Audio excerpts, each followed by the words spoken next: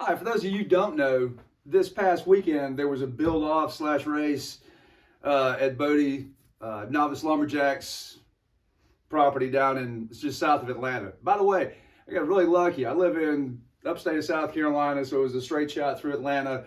No traffic to speak of in the morning.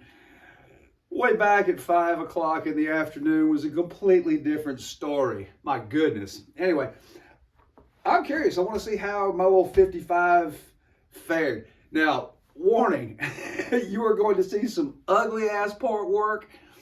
I'll throw a screenshot in here. The cylinder that I used, it cleaned up for the most part. We'll see some scratches and everything else because all the transfer I just couldn't get off. I can't believe the plating actually was thick enough to sand all of that aluminum transfer out. So let's look at some ugly stuff.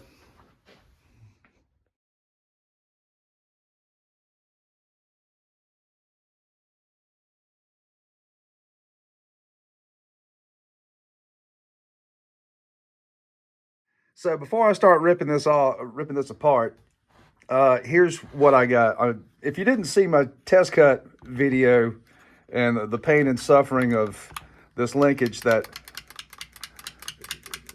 is, needs some manual love. This was a base gasket delete, no machine work. This is just ported. Big ugly opening for the muffler. It's blistering loud. This carburetor's off a 285 CD, so that would put it in the, it's a Tillotson. That's some crude throttle adjustment here. But this is a typical type carburetor that'd be on like a 288 XP. I'm curious to see how this survives. I didn't know if this thing could hold together. So let's just start tearing some stuff apart. And we'll take a look if there's any carnage. Good times, I'm telling you. There were a bunch of good saws there. There were some that were just okay. There were some that were exceptional. Let's see. What else can we do? I got a feeling that this is... I had a throttle supply issue. Where am I? There we go.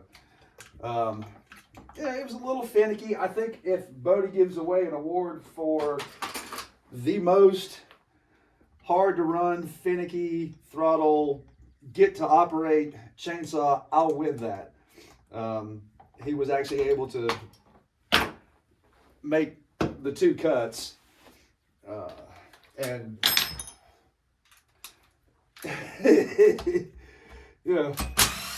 made it work. It wasn't pretty, but yes, I had the most hard to operate saw for the weekend. So here's what I did. Here, I'll leave this aside. Let me get a few pieces off of this, and I'll go into more detail about that. Let's look at.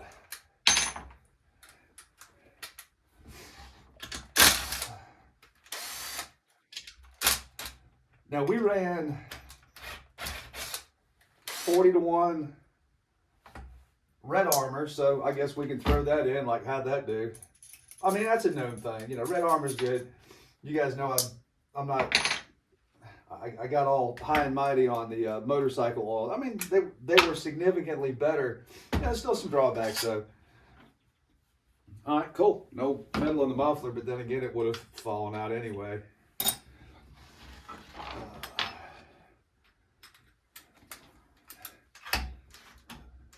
Come on. Oh yeah, somebody put that on there good. I wonder who. Let's oh boy, what was I thinking?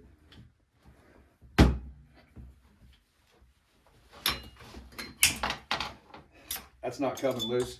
They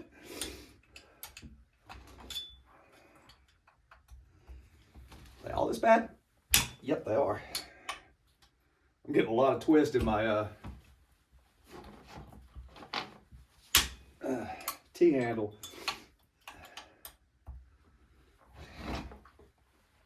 There we go. Don't want it to come loose, right? All right, that was a little excessive. Nope, get in there.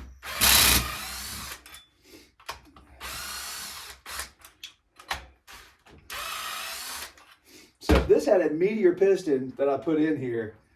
I think I've got, well, I put a screenshot in there for what the original piston looked like.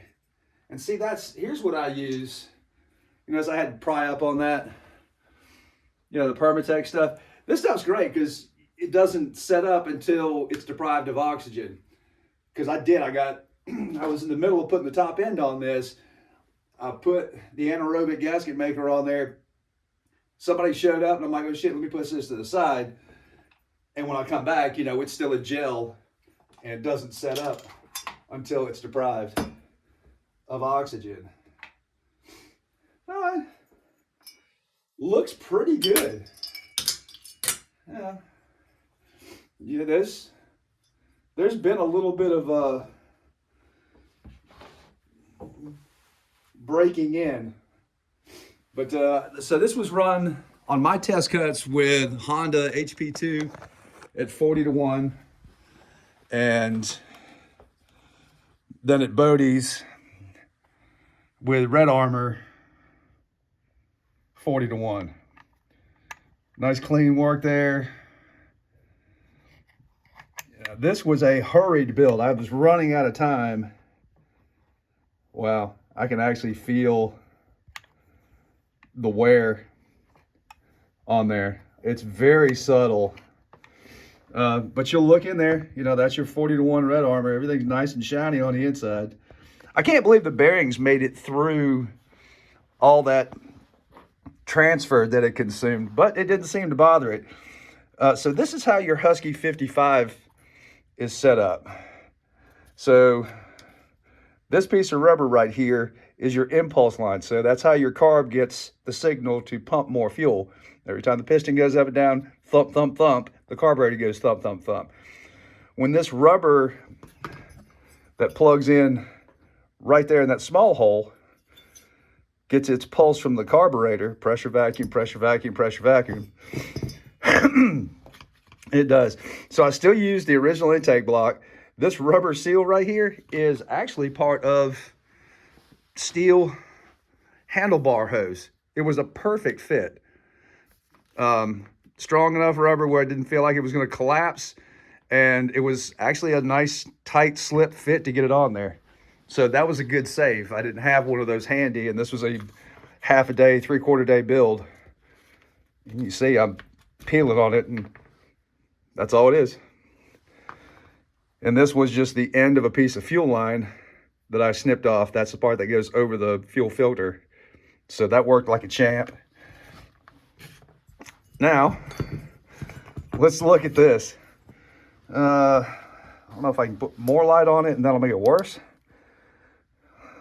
Yeah, that makes it worse. Here, let me see if I can't do it this way. You know, I tried to chamfer the shit out of that, but again, there was aluminum transfer that I could not get off. So that intake is widened as ridiculously wide as I dare go. Some modest work on the uppers to raise them. Crude. You know, this was for me. This isn't my normal handiwork that I get paid to do. And then some very crude fingers. Let's get some better light. I dug those in there really deep, and that's all the intake I had. So there's your lesson in velocity. You know, that's not very big. There's my index finger. No machine work, so that's, you know, the factory base I did without a gasket. You know, pretty generous squish band and small combustion chamber in the grand scheme of things. So I think our squish was at 26. So that's 100 exhaust roof. Typically when you do fingers, it's usually just a couple of degrees. That's 5, almost 6 degrees where it's feeding. This saw really like to rev up top. So there's our breakdown. There was hardly any aluminum transfer on the intake side. So you look at the piston as it was. There's your intake side, and here's the exhaust side. I mean, she's rough. I didn't think, well, I'm surprised there's not more piston damage than there is. But, you know, I will say one thing about Red Armor. It's got like a tacky feeling once it sets up. Let me back you out just a little bit. Which I think would be great for long-term storage. You know, we talk about like rust inhibitor protection, stuff like that. And that thick, tacky oil, as it dries out, really sticks. So that's one of the high points. You'll also find Dominator is like that. Those two oils are very similar. But Red Armor burns cleaner than Dominator. Dominator is a really good oil. It doesn't burn, you know, that kind of freaky clean. Hell, I can't even see a wash pattern. I wish we could make it out a little bit better. Whatever it was ugly, but she ran like a scalded dog. I was pretty happy. Had very little issue putting this together, and the more I seemed to run it, the more finicky it was to start. But once we got it running, she did pretty good. Had a lot of good RPM to cut. I'm looking forward to seeing the results. All right, so just a couple of parting thoughts on the way out of this. I had a couple people. It's Monday morning, and I'm just doing this before I get started. I've actually got at least one more video that I'm gonna put out today about an MS460 with some aftermarket junk parts. There were a bunch of saws there, and you know, Bodie was just filming. We're just doing the cuts. So there was no timing while we were doing it. He's just going to rely on, you know, the video frame by frame to do it. So when I talked to a couple of people that knew I had gone down to Bodie's for this 55 build off, they go, "How'd you do?" And I was like, "I'll let you know in a couple of days." "What do you mean? You went to a race and you don't know?" And I was like, "Well, look, you know, there's going to be a multiple video compilation of all this stuff. So just keep an eye on Novice Lumberjack, and I'm waiting just like the rest of you. I would say this ran, you know, like in the upper third, if I had to guess, of the saws. So good showing for some ugly ass port work that, you know, I'd only do for myself. Not even if I tore it for myself, but I knew this was going to be a disposable build. Like, I'm not going to use this anymore. You know, the carburetor that I pulled off of my 285 CD, you know, that's going back on there. You know, whatever I stole to put this together, those parts are going back where they belong. Anyway, thanks for sticking with me. I hope to see you on the next one, and have a great day.